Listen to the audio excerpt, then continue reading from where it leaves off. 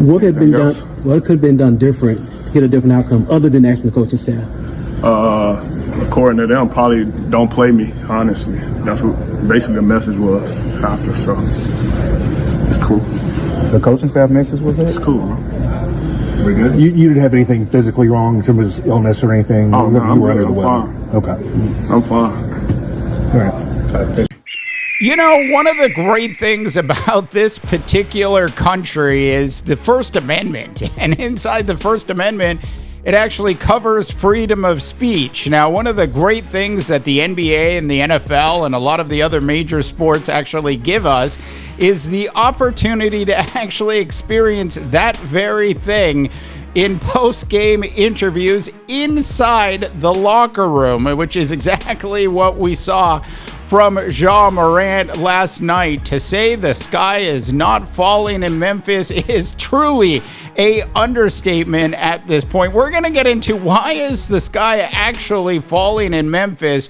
What do they do with Ja Morant outside of suspending him for one game, according to Shams, and we'll get into that in just a little bit. But as always, welcome back to the NBA Rundown. I'm telling you, freedom of speech is definitely something that's important, but these post-game interviews that actually happen in the locker room sometimes give us priceless moments. This is one of the best moments we've had in the last year. All right, once again, welcome back to the NBA Rundown. As always, North America.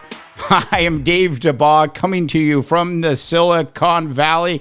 2,500 plus subscribers on a channel looking to get to 5,000. So please go ahead and subscribe. And of course, smash that like button. All right, now that the groveling is totally out of the way, let's talk about the Memphis Grizzlies and what they should actually do with Ja Morant. Now, I do want to point out, last night I did watch the game. I saw what Luka Doncic was actually able to do, and then I noticed something sort of strange midway through the second part of the game. By the way, Ja ended up with 8 points, 1 rebound, 7 assists, and 1 steal in the game. So certainly a subpar performance by Ja Morant. But beyond all of that, I saw Ja Morant actually just standing around. Now, Ja Morant ended up playing in the game for 31 minutes last night. In the previous game on October 29th against the Phoenix Suns, Ja actually played 32 minutes, had 28 points in the team's 1-point victory over Phoenix, 8 rebounds, 7 assists, and 2 steals in the game, and did not stand around at all during that game.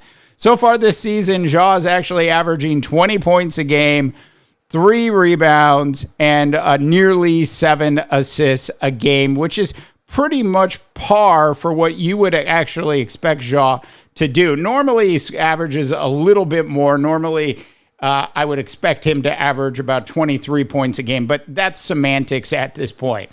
So what happened between October 29th and Halloween? Like, what went down between Ja Morant and the coaching staff so that things would get so bad that Ja would actually leave us with a totally priceless post-game in-locker room interview? That interview basically sums up probably what we would have heard from Memphis and Ja Morant's camp if post-game press interviews in the locker room weren't allowed. Ja Morant requests a trade, but now we have some insight into what will most likely be the thing that the Memphis Grizzlies actually have to do, because I don't believe that this relationship between Ja Morant and this particular coaching staff at this point can be salvaged at all. Now, in terms of what Shams reported a couple hours ago, where Ja Morant has actually been suspended for 1 game.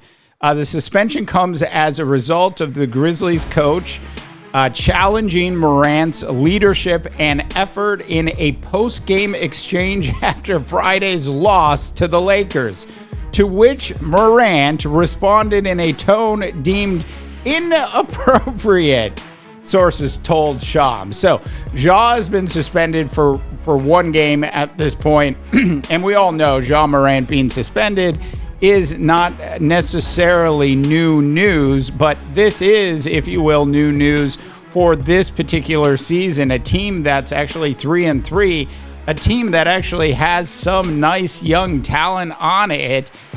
They've got a fantastic young rookie in Cedric Coward. He scored 13 points last night, had 10 rebounds and 3 assists in the game.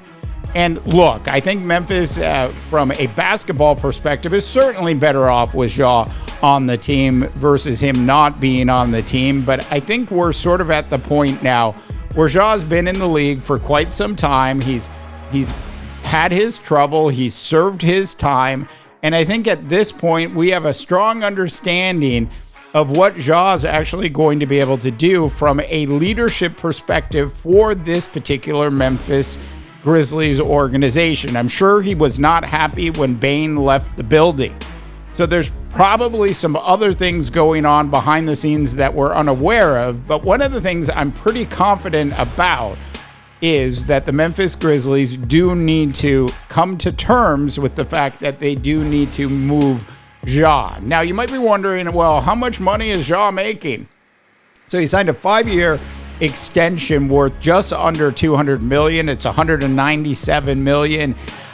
He has, if you include this year, 3 years left on the deal. This year he's making 39.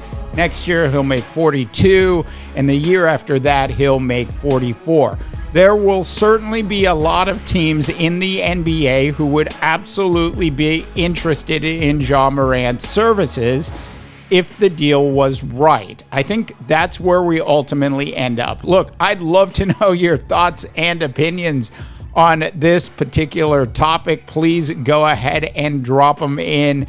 It is absolutely priceless what Ja gave us during the post-game in locker room interview. It is rare that we actually get that kind of honesty.